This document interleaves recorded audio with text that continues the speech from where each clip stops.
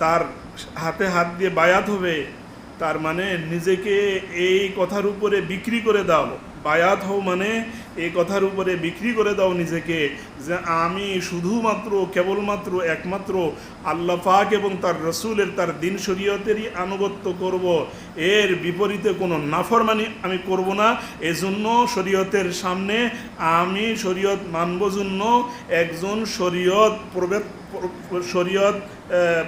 শরীয়তের একজন মুহাক্কিক আলেম, যিনি আমাকে আল্লাহর শরীয়তের রাহবারি করবে, রাস্তা দেখাবে, আল্লাহ পর্যন্ত পৌঁছে দেওয়ার জন্য আমাকে রাস্তা দেখাবে, রাহবারি করবে, তার হাতে হাত দিয়ে বায়াত মানে আমি শরীয়ত মানবার জন্য নিজেকে বিক্রি করে দিয়েছি। ওমা খালাকতুল জিন্না ওয়াল ইনসা ইল্লা লিয়াবুদুন, এইটার মর্ম, এইটার হাকিকত, এইটার দর্শন এই। এখন বলে বায়াত হওয়া ফরজ না নফল? আমরা বলবো ফিকহি মাসালায় ফরজ, ওয়াজিব, নফল, সুন্নতের মাসালা আমরা দিব না। আমরা বলবো কি, জীবন গঠনের জন্য বায়াত হওয়ার কোনো বিকল্প নাই। এখন আপনি বুঝে নেন এটা ফরজ না নফল।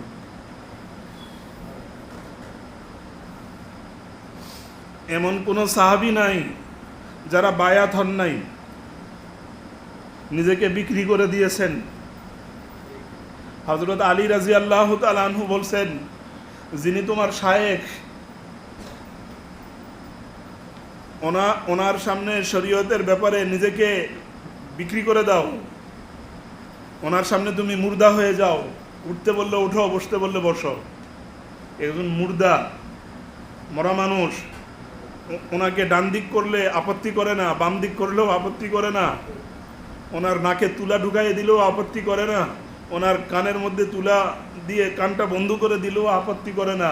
একজন মুর্দাকে দুনিয়ার মানুষ বড়ই পাতার গরম জলে গোসল দেওয়ার জন্য ঘর থেকে বের করে, এরপরে গোসল দেওয়ায়, কাফনের কাপড় পরায়, ডানবাপ করে, এদিক করে, ওদিক করে।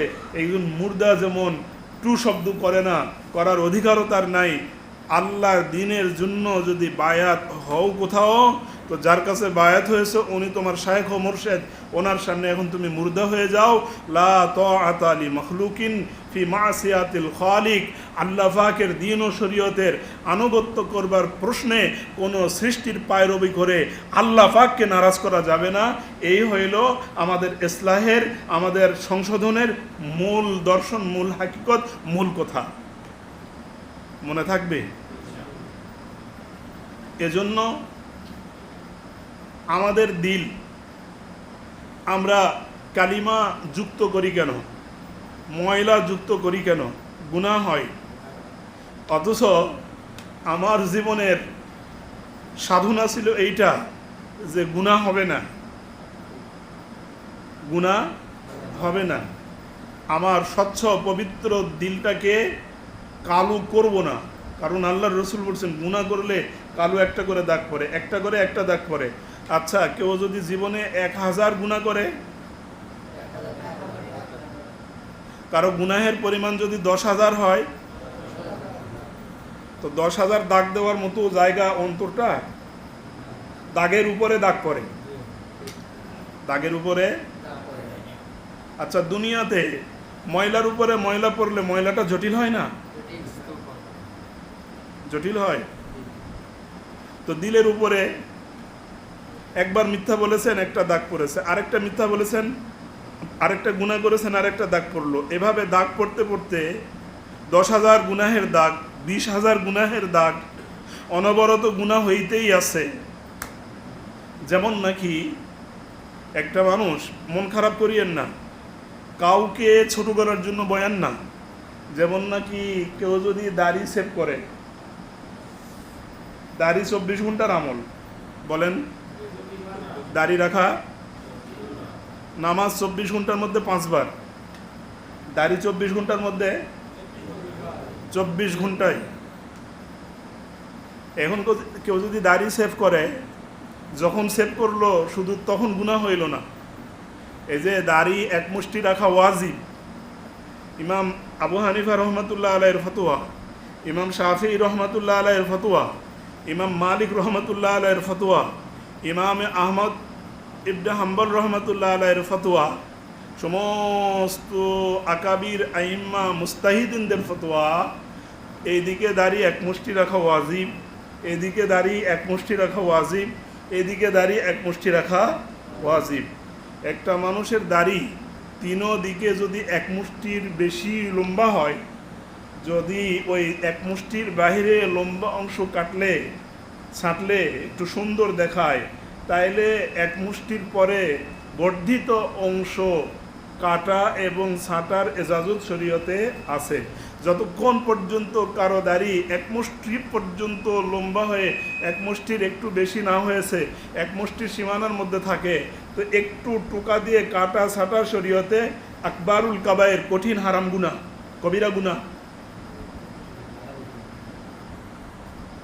এখন মানুষ মনে করে, যারা দাড়ি সেভ করে, দাড়ি কাটে, ছোট করে রাখে, তারা মনে করে যখন সেভ করি তখন একটু গুনাহ হয়।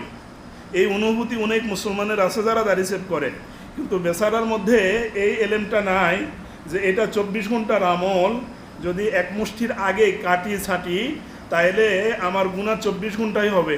এমনকি যারা দাড়ি সেভ করে এক মুষ্টি হওয়ার আগে কাটে ছাঁটে সেভ করে, একবারে ক্লিন করে, পরিষ্কার স্বচ্ছ করে, দাড়ি কেটে পেশাব পায়খানার ড্রেনের সাথে নবীর সুন্নতকে ভাসায় দেয়, এরা ওই অবস্থায় দাড়ি সেভ করা অবস্থায় যদি নামাজেও দাঁড়ায়, নামাজ তো পড়তেছে ঠিক আছে, কিন্তু নামাজে দাঁড়াইছে, ওই যে দাড়ি সেভ করতেছে এর গুনাহ তার আমল নামায় লিখা হচ্ছে, গুনাহে জারিয়া।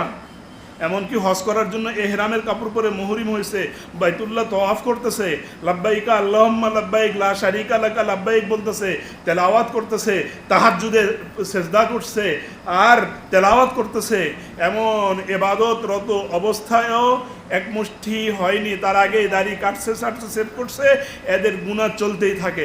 এখন 24 ঘন্টাই যার গুনাহ চলমান, 24 ঘন্টাই তো তার স্বচ্ছ অন্তরে কালো দাগ পড়তে আসছে। আমার কথা কি বুঝতেছেন?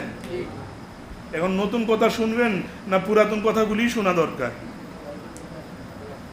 হুজুর মন খারাপ করছেন মনে হয়। ইসলাহ তো, সংশোধন তো। আমরা আছি তাজকিয়া এ নফস, তাজকিয়া এ কলব, এইটার উপরে তো আমরা যাচ্ছি ওইখানে। তো আমাদের সাথে আল্লাহর সাথে আমাদের কি কথা ছিল? আমরা বলেছি, হে আল্লাহ, ক্বালু বালা আলাস্তু বিরাব্বিকুম। আমরা মানুষকে দিনের দাওয়াত দিতে গেলে, নামাজের কথা বলতে গেলে, দিনের পথে আসতে গেলে, তো সারাটা জীবন তো দাওয়াতি কাজে কাটছে, মানে জীবনের বহু অংশ ক্লাস 6 থেকে দাওয়াতি কাজে সরাসরি সম্পৃক্ত। অভিজ্ঞতার ঝুড়িটা অনেক বড়, আমাদের অভিজ্ঞতার ঝুলিটা অনেক বড়, তিক্ত মিষ্ট ভালো মন্দ অনেক অভিজ্ঞতা আছে। একজন মানুষকে নামাজের দাওয়াত দিলে কই হুজুর ওয়াদা করতে পারতেছি না, আল্লাহর রাস্তায় আসবার কথা বললে কই হুজুর যাবো তো ঠিকই, কিন্তু ওয়াদা দিতে পারতেছি না। এটা এই ওয়াদা, এটাকে এত জরুরি মনে করছেন আপনি এত সচেতন, অথচ আপনি দুনিয়াতে আসার আগে আল্লাহর কাছে ওয়াদা করে আসছেন যে আল্লাহ আপনি আমার রব। রব আপনাকে জিজ্ঞেস করেছিলেন, আলাস্তু বিরাব্বিকুম, আমি কি তোমাদের রব নই?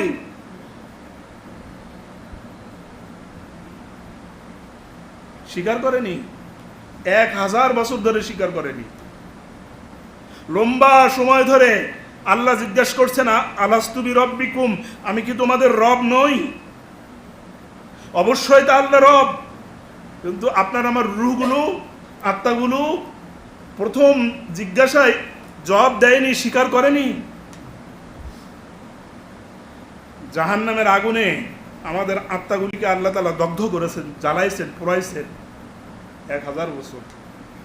এরপরে আবার জিজ্ঞাসা করছেন, আবার শাস্তি দিচ্ছেন, স্বীকার করেনি। এরপরে আত্মার রুহের যে খোরাক ছিল, আল্লাহ পাক এই খোরাককে বন্ধ করে দিছে, নে এবার। পরে বলছে, আলাস্তু বিরাব্বিকুম, ক্বালু বালা শাহিদনা আনফুসানা। আয় আল্লাহ, আমরা আমাদের নফসের উপরে সাক্ষ্য দিচ্ছি, গাওয়াহি দিচ্ছি, বালা, আপনি আমাদের রব, আপনি আমাদের রব, আপনি আমাদের সব। ক্বালু বালা শাহিদনা আনফুসানা, আমরা আমাদের নফসের উপরে এ কথা আপনাকে হাজির নাজির জেনে সাক্ষ্য দিচ্ছি, আপনাকে দেখতেছি, আমাদের রুহের জগৎ থেকে আমরা আপনাকে দেখতেছি। আমাদের অবস্থা যে বড় শক্ত, প্রথমে আপনাকে রব হিসেবে গাওয়াহি দেই নাই, সাক্ষ্য দেই নাই, কিন্তু এক পর্যায়ে বাধ্য হয়েছি, জবরদস্তির সাথে না, হাকিকাতান বুঝে আসছে আপনি আমাদের রব। ক্বালু, সমস্ত রূহগুলা বলল, বালা, হ্যাঁ হ্যাঁ, আপনি আমাদের রব, আপনি আমাদের সব। শাহিদনা আনফুসানা, এ কথা আমরা আমাদের নিজের জাত থেকে, নিজের অস্তিত্ব থেকে সাক্ষ্য দিচ্ছি, আপনি আমাদের রব। লা তাআতা লিমাখলুকিন ফি মাসিয়াতিল খালিক, আপনি যে আমাদের রব, এই চুক্তির উপরে, এই ওয়াদার উপরে, এই গাওয়াহির উপরে, এই সাক্ষ্য দেওয়ার উপরে আমাদের জীবনের কর্মতৎপরতা এইটাই, রব আপনার নাফরমানি করে আপনার কোন সৃষ্টিকে আমরা রাজি করাবো না। এটা রবের সাথে আমাদের চুক্তি ছিল। রব এই জন্যই ঘোষণা করলেন, ওমা খালাকতুল জিন্না ওয়াল ইনসা ইল্লা লিয়াবুদুন, বলেন ইল্লা লিয়াবুদুন। আয়াতটা কমন না? এই আয়াতটা সবার মুখস্থ আছে না? আল্লাহ বলেন, হ্যাঁ, আমার সাথে তোমাদের যে ওয়াদা হলো, আমাকে যে তোমরা রব হিসেবে স্বীকার করলে, রব হিসেবে স্বীকার করার পরে তোমাদের জিন্দেগির যে মাকসাদ হলো, জিন্দেগির যে উদ্দেশ্য হলো, শুধুমাত্র আমাকেই রাজি করাবে, আমি রাজি হব না এমন কোনো কাজ তোমাদের জীবনে ঘটবে না। কিন্তু বিষয়টা দুনিয়াতে হয়ে গেল উল্টা। কেন উল্টা হলো? যে রবকে রব হিসেবে সাক্ষ্য দিয়েছি, রুহের জগতে যে রবকে রব হিসেবে চিনছিলাম, জেনেছিলাম, সাক্ষ্য দিয়েছিলাম, এবং সেখান থেকে জিন্দেগির কর্ম, আমাদের যে দায়িত্ব, এইটা আমরা বুঝে নিলাম যে শুধুমাত্র আপনাকেই সন্তুষ্ট করব, আপনাকে অসন্তুষ্ট করে কোনো মখলুকের, কোনো চিজ বস্তু আসবাবের আনুগত্য করব না, যাতে করে আপনি নারাজ হন, আপনার নাফরমানি হয়। আল্লাহ পাক বলেন, কথা যদি এইরকম পরিষ্কার হয়েই যায়, এইটাই তো আমার মাকসাদ, এইটাই তো আমার টার্গেট, আমার লক্ষ্য উদ্দেশ্য, যে এজন্যই তো আমি তোমাদেরকে পয়দা করেছি, ওমা খালাকতুল জিন্না ওয়াল ইনসা ইল্লা লিয়াবুদুন। আমার বয়ান কি খুব বুঝতে কঠিন হচ্ছে? এখন মুফাসসিরিনে কেরাম বলেন, রবকে রব হিসেবে জেনে রবের আনুগত্য করে শুধু রবকেই খুশি করানো, গোটা জগৎ যদি নারাজ হয় আর রব যদি আমার উপরে রাজি হয়, গোটা দুনিয়ার নারাজি আমার সরিষা পরিমাণও ক্ষতি করতে পারবে না। এজন্য রবের দাসত্ব করা, রবের গোলামি করা, এটা আবার আল্লাহ কোরআন শরীফে সাফ আরো পরিষ্কার করছেন, ইয়াকা না'বুদু ওয়া ইয়াকা নাস্তাঈন। জানেন না এই আয়াতটা? ওমা খালাকতুল জিন্না ওয়াল ইনসা ইল্লা লিয়াবুদুন ইয়াকা না'বুদু। আল্লাহু আকবার। আচ্ছা, আরেক আয়াতে কারিমায় যদি আমরা যাই, বিসমিল্লাহির রহমানির রহিম, ওয়া ক্বাদা রাব্বুকা আল্লা তা'বুদু ইল্লা ইয়াহু। তোমাদের রব তোমাদের ব্যাপারে সিদ্ধান্ত নিয়েছেন, তোমাদের রবের সিদ্ধান্ত তোমাদের উপরে, আল্লা তা'বুদু ইল্লা ইয়াহু, একমাত্র কেবলমাত্র শুধুমাত্র তারই ইবাদত করবে। ওমা খালাকতুল জিন্না ওয়াল ইনসা ইল্লা লিয়াবুদুন।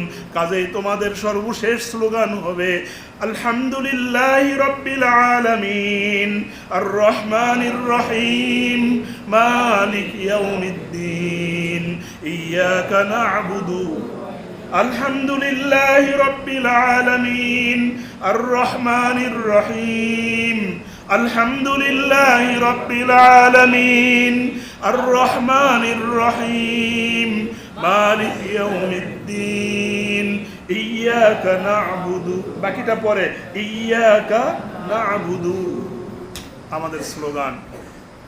আলহামদুলিল্লাহ, আপনি আল্লাহ, আপনার জন্য সব প্রশংসা। আপনি রব, গোটা দুনিয়ার রব, সমস্ত জগতের রব, আসমানের রব আপনি শুধু না, জমিনের রব শুধু না, 7 আসমান 7 জমিন মিলে এক জগৎ, এরকম আরো 80,000 জগতের রব আপনি। কয় জগৎ? কত জগৎ? 7 আসমান 7 জমিন, এর মধ্যে যা কিছু আছে সব মিলে মাত্র একটা জগৎ। আল্লামা ইবনে কাসির রহমাতুল্লাহ আলাইহি তাফসীরে ইবনে কাসিরে সূরা ফাতিহার তাফসীর করতে গিয়ে আলহামদুলিল্লাহি রাব্বিল আলামিন, হে আল্লাহ, আপনি তো আল্লাহ, আপনার জন্য সব প্রশংসা। আপনি এমন এক আল্লাহ, আপনি রব, আপনি কেমন রব? আলামিন, সমস্ত জগতের রব। সমস্ত জগৎ কয়টা?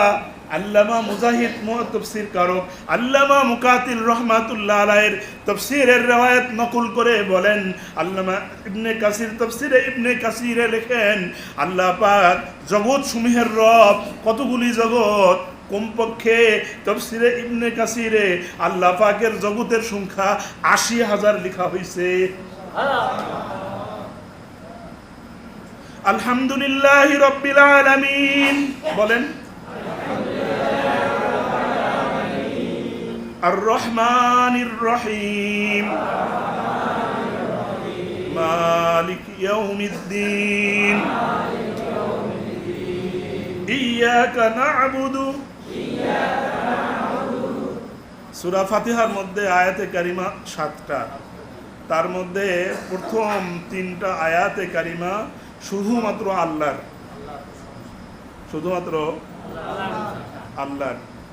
মাঝখানে ইয়াকা না'বুদু ওয়া ইয়াকা নাস্তাঈন, অর্ধেকটা আল্লাহর জন্য, অর্ধেকটা বান্দার জন্য, অর্ধেকটা বান্দার কর্ম, অর্ধেকটা বান্দার কর্মের প্রতিদান। এরপরে আবেদন, ইহদিনাস সিরাতাল মুস্তাকিম সিরাতাল্লাযীনা আন'আমতা আলাইহিম গায়রিল মাগদুবি আলাইহিম ওয়ালাদ-দাল্লিন। এই যে ইসলাহি মাহফিলে বয়ানের প্রাসঙ্গিকতায় সূরা ফাতিহা তেলাওয়াত করলাম, পুরা 30 পারা তেলাওয়াত হয়ে গেছে।